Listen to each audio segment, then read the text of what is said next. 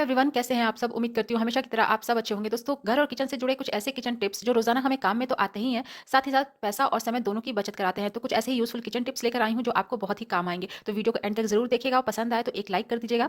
Channel पे पहली बार आएँ तो प्लीज़ इसको सब्सक्राइब करना ना भूलिएगा और ज़्यादा से ज़्यादा शेयर करिएगा अपने फैमिली और फ्रेंड्स में, ताकि वो भी इन सारी ट्रिक्स को यूज़ कर पाएँ। तो चलिए स्टार्ट करते हैं आज का ये यूज़फुल वीडियो। आज की मेरी पहली टिप है। तो जैसा कि अभी शादियों का सीज़न है और शादी के कार्ड्स तो हमारे घर में ढेर सारे हैं, लेकिन क्या आप इसको किसी चीज़ में यूज़ करते हैं? अगर नहीं करते हैं, इसको कबाड़ समझ के फेंक देते हैं, तो आज इसका बहुत ही अच्छा यूज़ बताने वाली हूँ, जिसके बाद आप इसको फेंकने से पहले एक बार ट्राई ज़रूर करिएगा। तो यहाँ पर आपको ले लेना है कैंची, और कैंची से इस तरीके से जो कार्ड होता है ना, उसका लिफाफा जो ऊपर वाला होता है, जिसका दोनों साइड पैक रहता है, वो वाला हिस्सा यहाँ पर हमें ट्रायंगल में कुछ कट कर लेना है। और कट करने के बाद ये हमारा कुछ इस तरीके का दिखेगा। उसके बाद हमें इसको यूज़ करना है एज़ ए बुक मार्कर।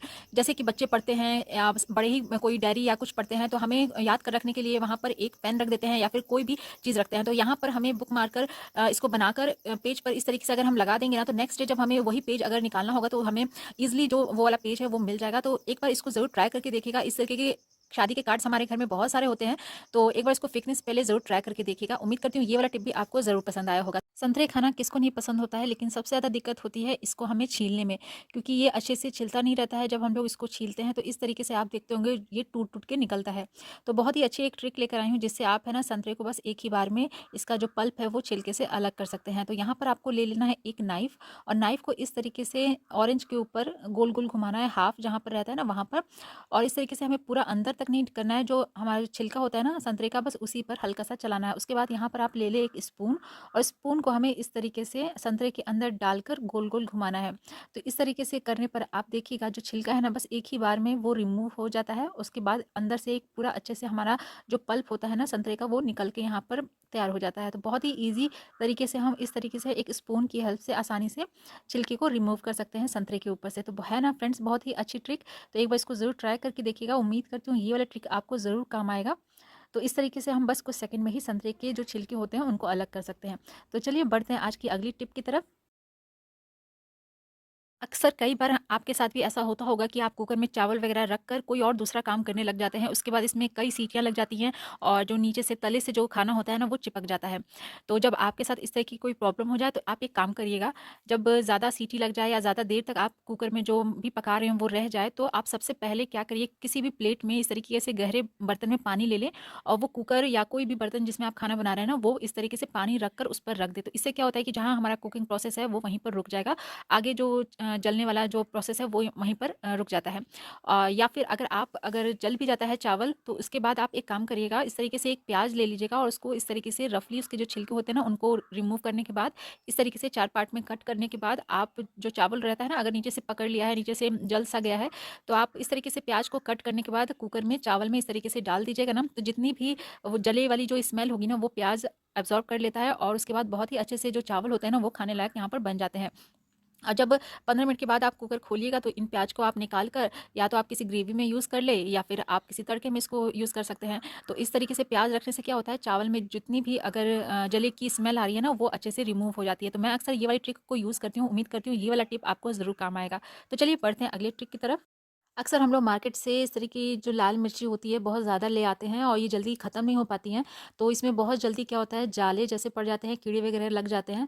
तो अगर इसके अंदर मॉइस्चर चला जाता है तो इसको सुखाना पड़ता है। लेकिन जैसे अभी ठंड के मौसम है तो इसमें ज़्यादा तेज़ धूप नहीं निकलती है। तो अगर आपकी मिर्ची में भी मॉइस्चर चला गया है और डर है कि जल्दी उसमें जाले वगैरह पड़ जाएंगे, तो आप एक काम करिएगा, इस तरीके से गैस पर एक कढ़ाई रखकर उस गैस फ्लेम ऑन करने के बाद अच्छे से जब कढ़ाई गर्म हो जाए, तो उस पर मिर्ची को रखने के बाद इसको थोड़ा सा रोस्ट कर लीजिए। जितना उसमें मॉइस्चर है वो सब इसमें से ख़त्म हो जाएगा। उसके बाद आपको ले लेना है यहाँ पर एयर टाइट कंटेनर, और इस तरीके से अच्छे से ड्राई करने के बाद ये बहुत ही अच्छे से सूख जाती है। और इसको जब हम लोग एयर टाइट कंटेनर में रख देते हैं तो काफ़ी ज़्यादा दिन तक ये चलती भी है, और जल्दी ये ख़राब भी नहीं होती है। तो जब भी आप इस तरीके से ज़्यादा मिर्ची लेकर आ जाएँ और ज़्यादा एक्स्ट्रा पड़ जाए, तो आप इस तरीके से उसका जो मॉइस्चर है उसको रिमूव करके आप काफ़ी ज़्यादा दिन तक स्टोर कर सकते हैं। तो ये वाली मिर्ची हमें काफ़ी ज़्यादा दिन तक फिर चलती है। तो उम्मीद करती हूँ ये वाला टिप भी आपको ज़रूर काम आएगा। तो चलिए देख लेते हैं आज की अगली टिप कौन सी है। बाज़ार से हम लोग अक्सर बहुत सारी सब्जियां एक साथ लेकर चले आते हैं, जिसकी वजह से जो इस तरीके के जो मटर होते हैं ना, अगर हम बहुत ज़्यादा ले आते हैं तो वो फिर रखे रखे सूख सी जाती हैं, या फिर अगर हम पॉलीथीन में पैक करके उसको रख देते हैं तो वो गल सी सड़ सी जाती हैं। तो क्योंकि अगर बाज़ार से जैसे अभी बहुत सारी हरी हरी सब्जियां आने लगी हैं, तो मटर का जैसे 2-4 दिन के बाद नंबर लगता है, तो अगर आप इस तरीके से बहुत सारी मटर लेकर आ गए हैं और उसको काफ़ी ज़्यादा दिन तक स्टोर करना चाहते हैं ताकि वो जल्दी ख़राब ना हो, तो आप यहाँ पर ये ट्रिक को यूज़ कर सकते हैं। आपको लेना है सरसों तेल, और सरसों तेल की कुछ बूंदे इस तरीके से हाथ पर लेने के बाद मटर के ऊपर इस तरीके से अच्छे से आप उसको मिला दीजिए। तो इससे क्या होता है कि ये जल्दी सूखती नहीं है और काफ़ी ज़्यादा दिन तक हमारी मटर जो है वो टिकती हैं। तो इस तरीके से जब भी आप बाज़ार से मटर ढेर सारी लेकर आएँ और आपको ज़्यादा दिन तक उसको स्टोर करना है, तो एक बार इस ट्रिक को यूज़ करके देखिएगा। उम्मीद करती हूँ ये वाला टिप आपको ज़रूर पसंद आएगा। अगर अभी तक आपने मेरे चैनल को सब्सक्राइब नहीं किया है तो प्लीज़ सब्सक्राइब कर लें। मैं अपने चैनल पे ऐसे ही यूज़फुल वीडियोज़ लेकर आती रहती हूँ। तो चलिए देख लेते हैं आज की अगली ट्रिक कौन सी है। अगली ट्रिक में हम लोग बात करने वाले हैं चाय पत्ती की। अक्सर चाय पत्ती का हम लोग यूज़ करते हैं चाय बनाने के लिए, जिससे हमारी बहुत अच्छी जो थकान जो होती है ना वो दूर होती है। लेकिन चाय पत्ती को भी हम लोग बहुत अलग-अलग तरीके से भी यूज़ कर सकते हैं, जो कि लोगों को पता नहीं होता है। तो आपको करना क्या है, यहाँ पर आप चाय पत्ती ले लें और एक बाउल में इस तरीके से 2 चम्मच के करीब चाय पत्ती को निकाल लें। उसके बाद हमें इसको बहुत ही काम के लिए यूज़ करने वाले हैं यहाँ पर। इस बाउल में इस तरीके से निकालने के बाद आपको करना क्या है, कोई भी पुराना कपड़ा ले ले या जैसे रुमाल ले सकते हैं, तो मैंने यहाँ पर रुमाल लिया है। उसके बाद आपको ये सारी चाय पत्ती को रुमाल के ऊपर इस तरीके से रखने के बाद एक गांठ बांध देनी है, और गांठ बांध देने के बाद इसको हम लोग यूज़ करने वाले हैं। जब हम लोग फ्रिज में बहुत सारा जब अलग-अलग तरह के खाने वगैरह जब हम रखते हैं, जैसे कभी प्याज हो गया या कुछ भी अगर हम अलग-अलग तरह की सब्जियाँ वगैरह रखते हैं, तो एक कभी-कभार फ्रिज में से अजीब-सी स्मेल आने लग जाती है, जिसको रिमूव करने के लिए ये चाय पत्ती हमारे बहुत काम आती है।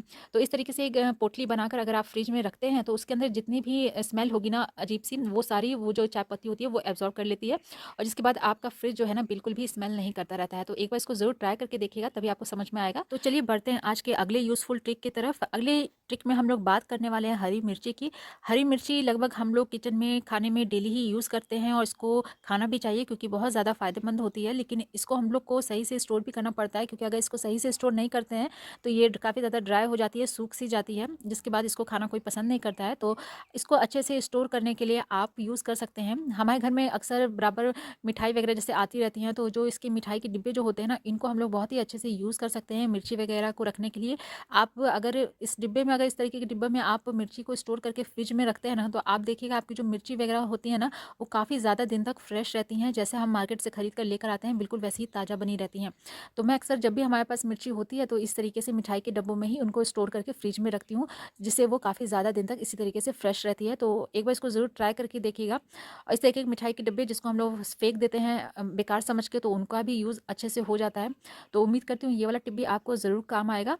तो ये थे मेरे आज के यूज़फुल टिप्स और ट्रिक्स, जिनको यूज़ करके हम अपने डेली के कामों को काफ़ी ज़्यादा आसान बना सकते हैं। अगर वीडियो आज का ज़रा सा भी आपको हेल्पफुल लगा है, तो एक लाइक ज़रूर कर दीजिएगा। चैनल पे पहली बार आए हैं तो सब्सक्राइब कर दीजिएगा, और ज़्यादा से ज़्यादा शेयर करिएगा अपने फैमिली और फ्रेंड्स में, ताकि वो भी इन सारे ट्रिक्स को यूज़ कर पाए। मैं अपने चैनल पे ऐसी यूज़फुल वीडियोज़ लेकर आती रहती हूँ। आपका पूरा वीडियो देखने के लिए दिल से थैंक यू। मिलती हूँ अगले वीडियो में, तब तक के लिए गुड बाय।